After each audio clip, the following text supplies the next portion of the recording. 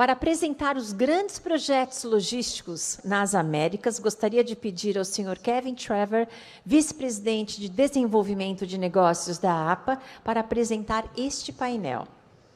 E para compor os trabalhos, PortMiami, Gateway of the Americas, Andrew Hecker, Subdiretor do Porto de Miami, Estados Unidos.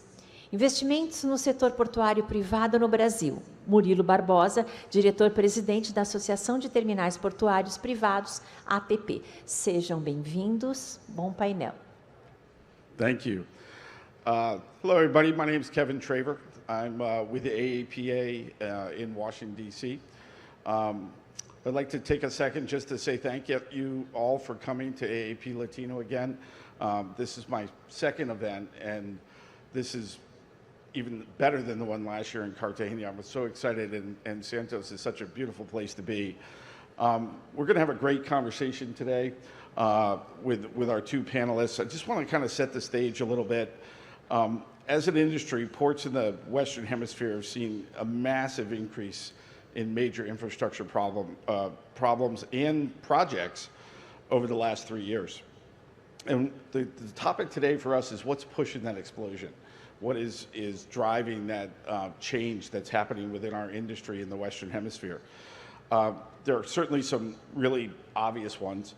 Global supply chain issues made governments pay attention to the port industry for probably the first time, at least in the United States, in quite a while. You could look at things like increased international trade, nearshoring issues in the Western Hemisphere, an upsurge of purchasing by all of us, certainly in the United States over the last 3 years, and made a reaction that has created a major investment in ports. In the United States, advocacy by AAPA has led to historic levels of investment in our industry. The infrastructure bill alone that was passed 2 years ago was more funding in one bill than had been given to ports in the entire history of the United States combined. So one bill was more money than the entire history of the United States that was invested in ports. So currently, we just saw the first $703 million of port grants that were just announced recently by MARAD, and we're going to see $173 million 4 more times over the next 4 years. So each year, $703 million in investment in ports. Today, we'll have a discussion with two professionals that are at the core of major infrastructure projects in their region, one from the United States and one from here in Brazil. Please join me right now and welcome Andrew Hecker, the Deputy Director and CFO of the Port of Miami.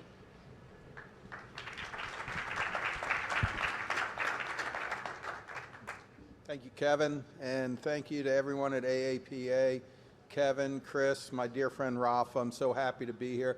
This is my 3rd consecutive trip to AAP Latino, and as Port Miami, we just have such strong relationships, first-generation citizens, 18 million people, 38% of them can claim heritage into Latin America, and it's just a very strong brotherhood of trade back and forth.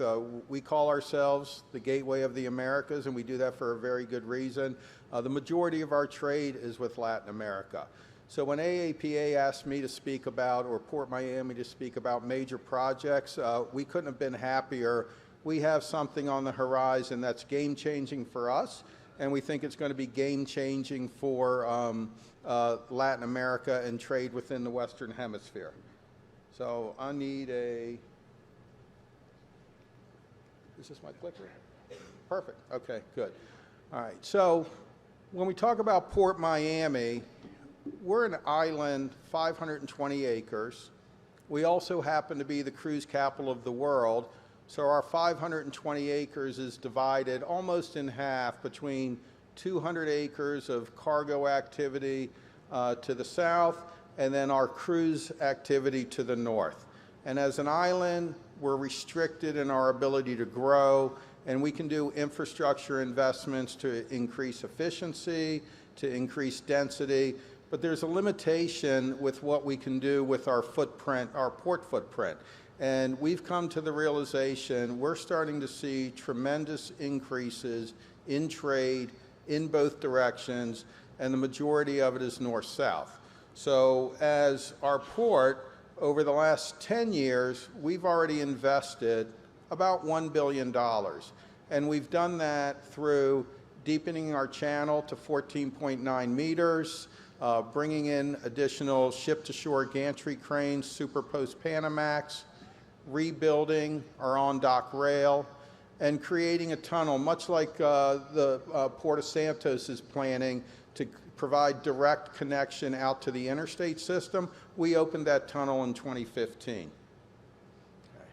Okay. So the reason we have a big project to talk about is because of the shifts that we are seeing in trade. And I just wanted to share some of these. This is going to be, in our minds, a huge benefit for trade within the Western Hemisphere.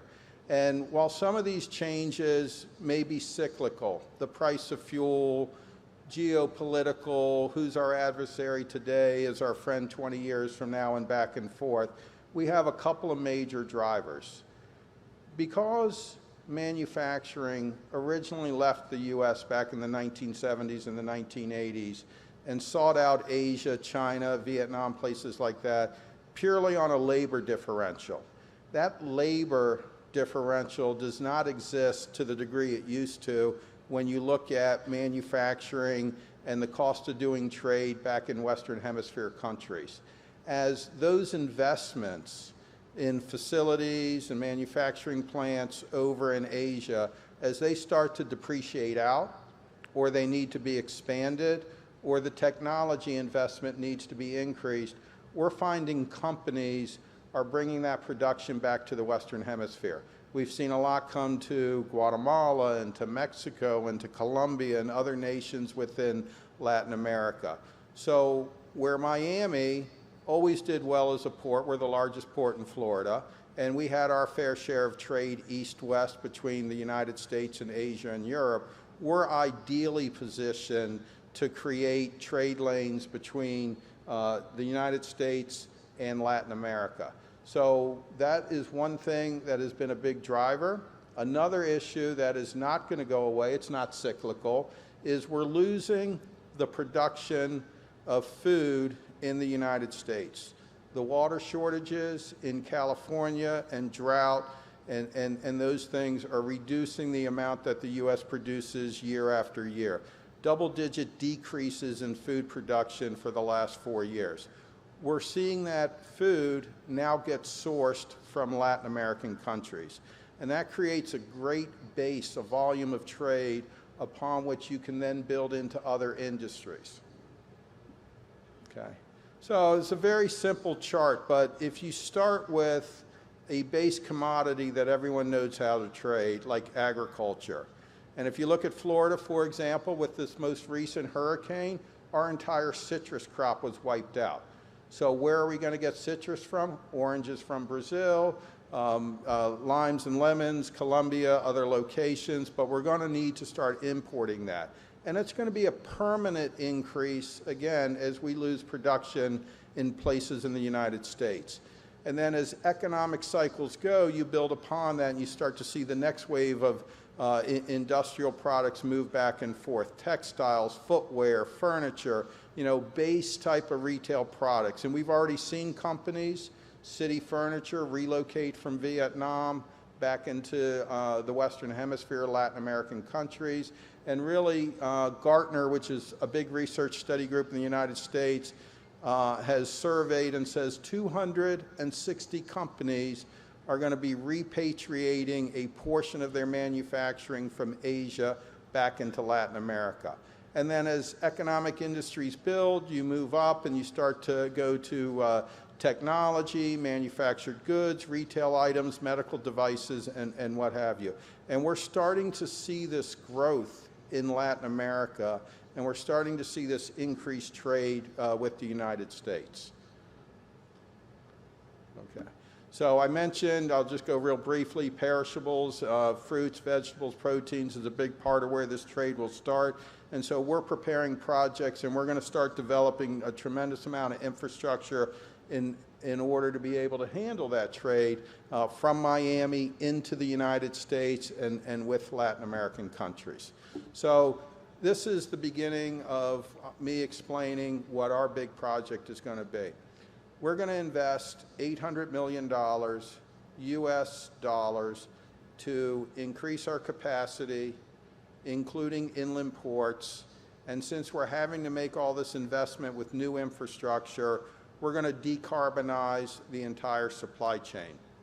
So from the tug in our channel, and we're fortunate, we have a relatively short channel out to the ocean, 2.5 miles, there's now an electric hybrid tug that you can use.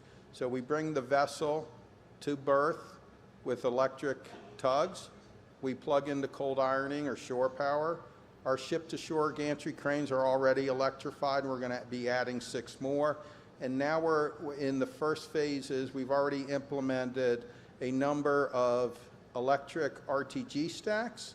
We're going to continue to roll that across the port, and all of our stacking capacity is going to go up because of moving to RTGs, and it's also going to be all electrified.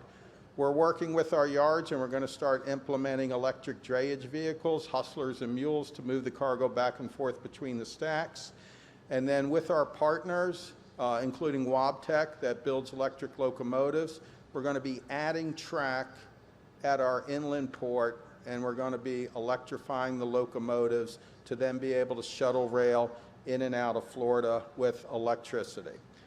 The green represents inland locations. I mentioned at the beginning that we're an island, and that limits our capacity even after the infrastructure improvements that we make. So we're going to be developing 2 200-acre inland locations. One in the northwest corner of Miami-Dade County to handle an increase in demand for our local stakeholders, and one in the center of the state to service all of Florida and then to go on beyond. In addition, and it makes sense and it aligns with the federal funding packages that are out there in the United States, we're going to be investing in some equity provisions. Solar farms to generate net zero electricity, workforce development, training centers, and things that service the population. In addition to that, the location for our Central Florida inland port or dry port is going to be in a rural area, one of the more underserved populations across the state of Florida. Okay, so this is our port. These are a list of the projects, from the tugs to the cold ironing to the cranes to the electrified and densified on-port equipment, and then into our rail yard. Okay, this is a picture of the state, and what's attractive and what makes this project viable is that there's 18 million people that live between Orlando and Miami. So when you look at building a 200-mile supply chain or evolving and innovating a 200-mile supply chain, it's a lot easier than when you look at other areas of the country. I mean, think of the scale of trying to do this, say, between LA Long Beach and Chicago, right? Over 1,000 miles, 1,500 miles. We're looking at a 200-mile. So down in the bottom corner, area number 1 is where the first 200-acre facility is going to be built. And then in the center of the state, and that the length of that just represents the region. It's between an area called Sebring and an area called Clewiston, where we'll select the other 200 acres, all of which is rail served. It's an uncongested freight corridor that runs up the middle of the state, as opposed to I-95 that's on the coast, and it creates property for economic development. Because in our mind, this is not about serving the existing volumes that come in. We've been able to deal with that. Our port has been able to make it through without congestion, without ships at anchorage waiting to come in. This is about new business, such as this agricultural trade, which is still going to need food processing and cold storage. So by locating in the center of the state and investing this $800 million, we'll have property and sites available where these other activities that are traditionally funded by the private side can come in and anchor around this inland location. Okay. Equally, we believe the best situation is where two-way trade exists. So in order to foster two-way trade, and part of the reason we chose to develop two 200-acre sites at the same time is we also believe that as food needs to come into the United States, and food is consumed by everybody, so our supply chains are going to have to reach across the entire nation.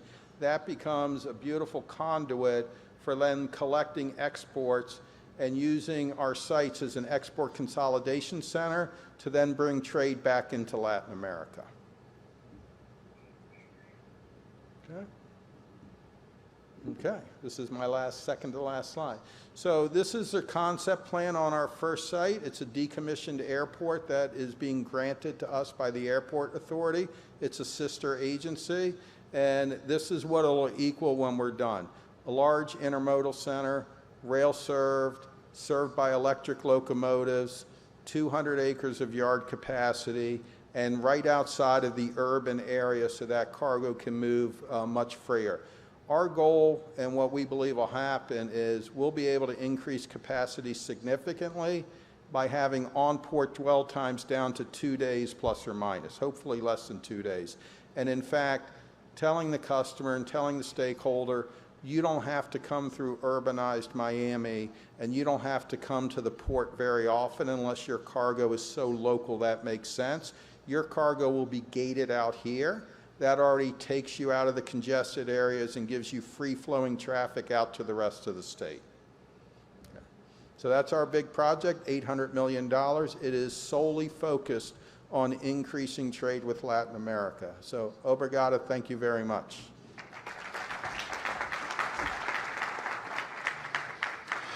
Thanks, Andy. Appreciate that. Now we're going to hear from Vice Admiral Barbosa, the President of the Association of Private Port and Terminals here in Brazil.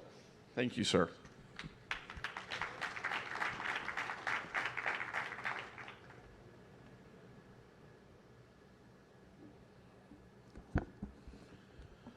Boa tarde a todos. Eu acho que eu deveria, antes de começar minha apresentação em si, fazer um breve histórico do que são terminais de uso privado no Brasil. Porque todos nós sabemos que o mundo, basicamente, instituiu seus serviços portuários baseados no modelo do landlord, do público, landlord público. E no Brasil, numa iniciativa dos anos 60, o início dos governos militares aqui no Brasil, como os nossos portos públicos eram muito ineficientes, o governo autorizou que empreendedores privados construíssem e explorassem terminais de uso privativo, como era chamado naquela ocasião, para fazer a movimentação da sua própria carga, ou seja, insumos para a produção do produto da sua indústria ou a exportação, a saída do produto final. Isso foi um sucesso estrondoso na década de 60, porque fizeram uso disso as siderúrgicas, a indústria do minério de ferro, Vale do Rio Doce naquela ocasião, o petróleo, a Petrobras também fez muito uso, e logo, mais de 70% da movimentação portuária brasileira no todo eram feitas nesses terminais de uso privativo. Isso foi evoluindo até que, na década de 90, com a primeira lei dos portos, houve uma flexibilização desse modelo e hoje, basicamente, 2/3 da movimentação de carga no Brasil é feita por terminais de uso privado. Só da lei, essa tela aqui não está aparecendo, só da lei 12.815, que foi em 2013, foi promulgada em 2013, de lá para cá, nós já tivemos novos contratos de adesão assinados, num total de 138, mais do que dobrou o número que nós tínhamos até 2013.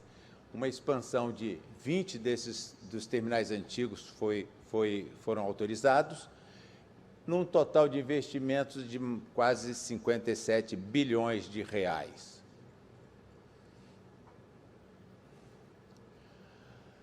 Também estão em análise, e o nosso secretário de Esportes hoje pela manhã mencionou isso, nós temos em análise 16 anúncios públicos que, se aprovados, significarão mais 18,7 bilhões de reais. Eu poderia falar, tratando de complexos logísticos importantes aqui no Brasil, da cadeia do minério, da cadeia do agronegócio, da soja e da celulose. Eu poderia falar da cadeia do petróleo, mas eu escolhi falar de um projeto que, para mim, é muito disruptivo, que é o projeto do Porto do Açu, que a gente chama como um private landlord, que é um projeto que foi originado ali no início desse novo século, lá por 2010, 2011, ele começou a sua gestação para ter a sua primeira operação em 2014, fazendo movimentação de minério de ferro. É o Porto do Açu. O Porto do Açu, voltou aqui. O Porto do Açu é hoje um dos maiores complexos de infraestrutura do país. Ele tem números interessantíssimos para quem começou nessa estrutura de um porto organizado privado há 8 anos. A primeira operação dele foi em 2014. Ele tem o terceiro maior terminal de minério de ferro do Brasil, a Ferroport, que traz o minério lá do interior de Minas Gerais, através de um mineroduto, que tem cerca de 500 quilômetros, é o maior mineroduto do país, para fazer a exportação do minério lá no Porto do Açu. Ele é responsável por 30% das exportações de petróleo bruto do Brasil. O VAST, que se chamava Aço Petróleo, hoje ele está numa movimentação lá, fazendo um ship-to-ship em 3 berços que ele tem lá, fazendo uma movimentação de petróleo para o Brasil, porque ele está muito próximo dos campos de pré-sal do Brasil ali. Então, é uma movimentação muito rápida que pode ser feita. Ele está erguendo o maior parque térmico da América Latina. Ele abriga a maior base de apoio offshore do mundo lá dentro. A Edson Sueste tem o maior terminal de offshore lá, baias cobertas, dársenas cobertas para a operação, um projeto muito bonito. E já é o segundo maior porto nacional em movimentação quando comparado com os portos públicos. Então, ele, nesses 8 anos, ele teve um avanço substancial. Ele tem lá dentro 10 terminais de uso privado, já investiu mais de 20 bilhões, tem uma previsão de investir mais 20 bilhões em infraestrutura. Todo o complexo Porto Indústria movimentou ano passado, que representa essa segunda movimentação, 56 milhões de toneladas. O Açu hoje tem o Porto da Antuérpia como seu parceiro, tem participação societária no projeto. Ele tem uma área, e isso talvez seja o grande conforto que esse porto tem, ele tem 90 quilômetros quadrados de área disponível para um parque industrial, para plataformas logísticas, para áreas de transformação de produtos, um vasto lá, e está se trabalhando agora fortemente para trazer a ferrovia para dentro disso. A ferrovia chegando no complexo do Porto do Açu, eu acho que o desenvolvimento dali será uma coisa muito espetacular. Ele, quando pronto, hoje ele tem 7 quilômetros de cais construídos. Quando o projeto todo estiver implantado, ele terá 17 quilômetros, que seria maior que o Porto de Santos hoje, que tem cerca de 13 quilômetros de cais. Mas qual o destaque hoje do Porto do Açu? É que ele descobriu, ele hoje tem terminais do minério de ferro, tem o do petróleo, como eu disse, tem do offshore, tem de carga geral, mas ele descobriu agora, até por causa da sua localização privilegiada, em frente à área do pré-sal, uma das 3 regiões no Brasil que foram identificadas como propícias à exploração da geração de energia eólica. Tem uma no Nordeste, tem uma no Sul e tem uma exatamente em frente ao Porto do Açu. Ele descobriu, nessa nova transição, ele descobriu que ele vai ser agora o porto da transição energética no Brasil.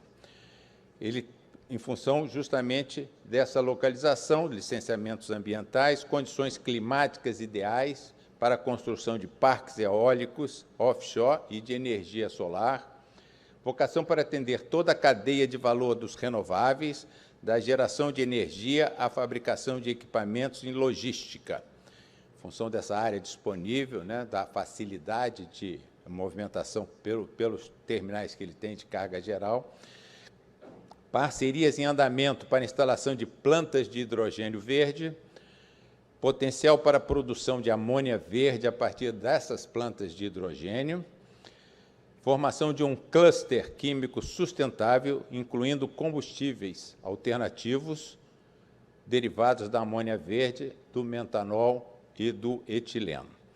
Apoio à indústria siderúrgica de baixo carbono a partir da planta pelotizadora e de HBI, Hot Briquette Iron. Também ele não esqueceu os nossos aspectos ambientais, a ecologia. E ele tem, ao lado desses 90 quilômetros de área disponível para implantação de indústrias, ele tem uma área de 40 quilômetros quadrados, onde ele implantou essa reserva particular do patrimônio natural chamada Caruara. É uma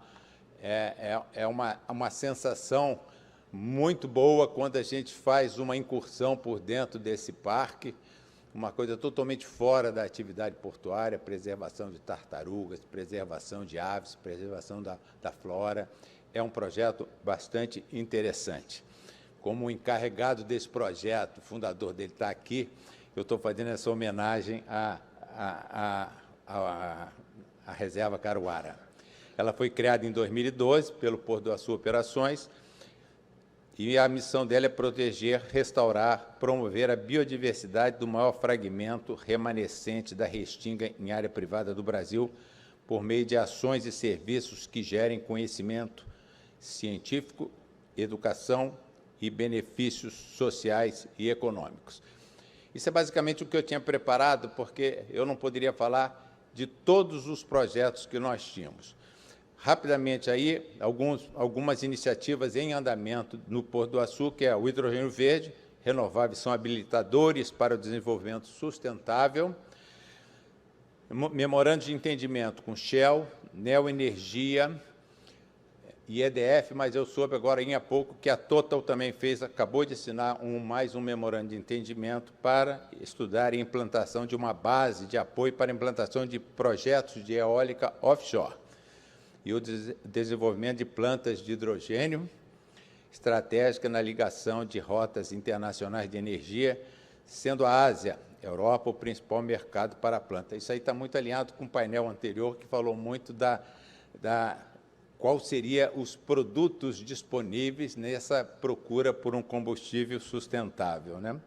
Eu acho que nós estamos aqui dando um bom exemplo de onde poderemos ter esse combustível. Potencial para facilitar a exportação de amônia verde como portador de energia, bem como, potencialmente, usar essa amônia verde em nosso próprio porto como parte de projetos de industrialização. O complexo eólico marinho Ventos do Açu, com uma capacidade instalada de 2,16 gigawatts, mas a capacidade dessa área toda que está na frente lá do porto é de 14 gigawatts. Realmente é fabulosa a possibilidade de geração de energia eólica lá dentro.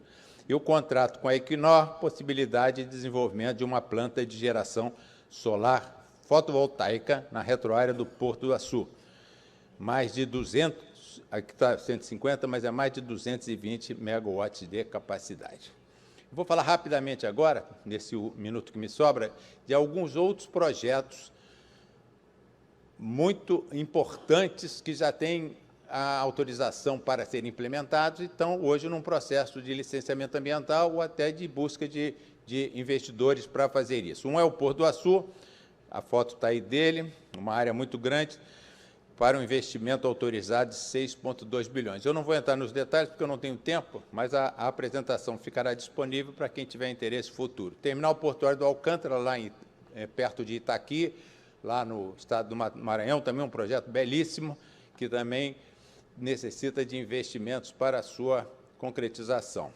Terminal da Petrocity, no norte do Espírito Santo, um estado muito vocacionado para instalações portuárias, tem um projeto lá do Centro Portuário de São Mateus para um investimento de mais de 3 bilhões de reais. Brits é um projeto aqui em Santos, são 2 projetos, na realidade, um colado no outro, da Triunfo, para a movimentação de granéis sólidos, líquidos, e que tem um investimento total previsto, aqui está de 2,5, porque é só do Brits, mas juntando o Brits com o terminal portuário logístico, vai a mais de 5 bilhões de investimentos por projeto. Então, a área de terminais de uso privados no Brasil, ela está aí com grandes projetos em andamento e necessitando, em alguns casos, apenas de aportes financeiros para a sua concretização. Muito obrigado.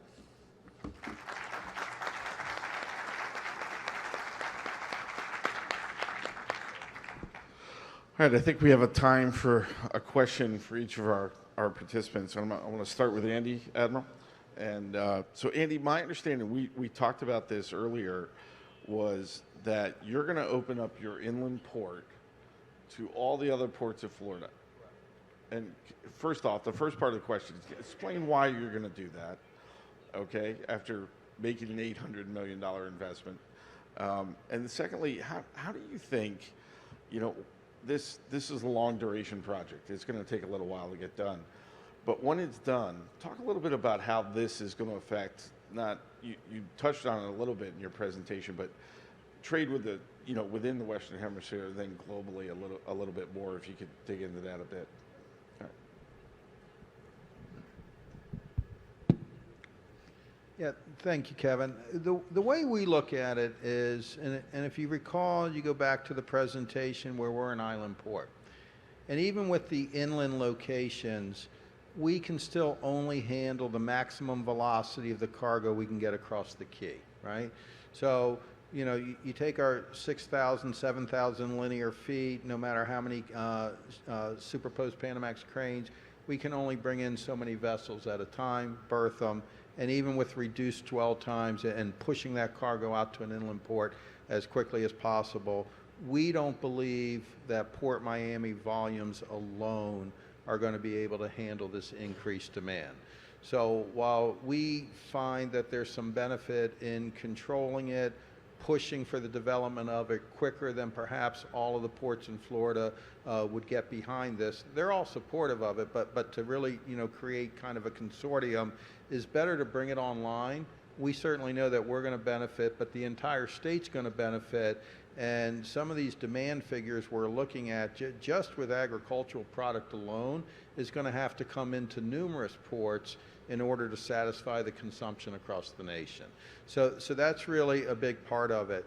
The second part is we chose intentionally to put it in this rural location because for us, this is not a more efficient handling of existing trade, although some of that will occur. This is an economic development play as companies in Latin America perhaps want to increase their vertical integration and not just produce products or commodities or goods, but perhaps set up foreign direct investment within Florida and then do the processing, the final manufacturing, and then again in reverse. So I hope that answers your question. If you didn't, Florida has a pretty unique port structure with the state board and everything. So it's really interesting to see a group of ports come together and work like that. So thank you for sharing that with us.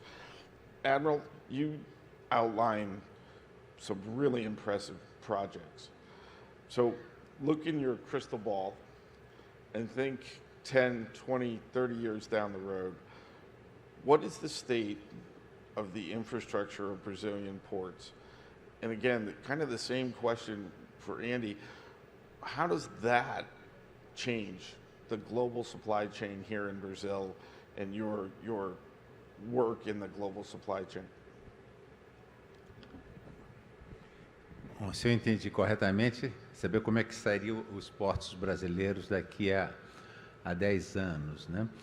E eu diria, como hoje cedo quem teve a oportunidade de assistir à apresentação do nosso secretário nacional, ele falou de que há alguns anos atrás o Brasil sofria de uma crise de gargalos portuários. E, felizmente, esse processo foi superado. Hoje, a nossa capacidade de movimentação portuária atende perfeitamente o Brasil e, com os projetos que nós temos em andamento, nós não sofreremos com isso. Mas o Brasil tem um grande problema. Nos portos públicos é a questão do acesso aquaviário, o problema da garantia da segurança da navegação, com aumento de calados dentro desses portos públicos, por dificuldades de gestão que ele tem.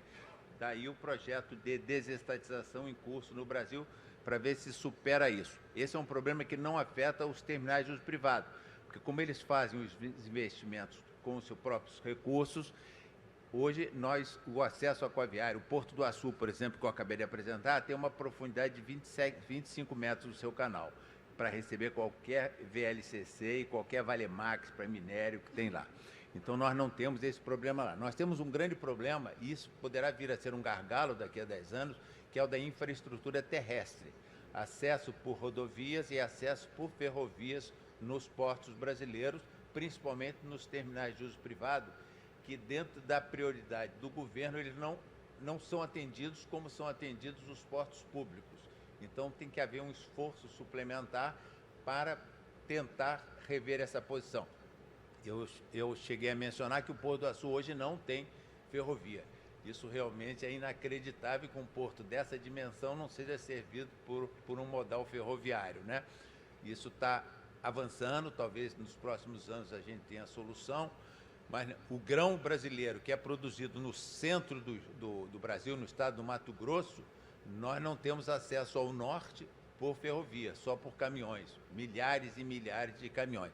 Então, daqui a 10 anos eu vejo que nós não teremos nenhum problema de instalação portuária, nós estaremos perfeitamente capacitados, mas poderemos ter um gargalo muito grande na parte de infraestrutura terrestre. Não sei se eu respondi o que... Thank you, sir. Please join me in thanking both of our panelists again, and we appreciate your time.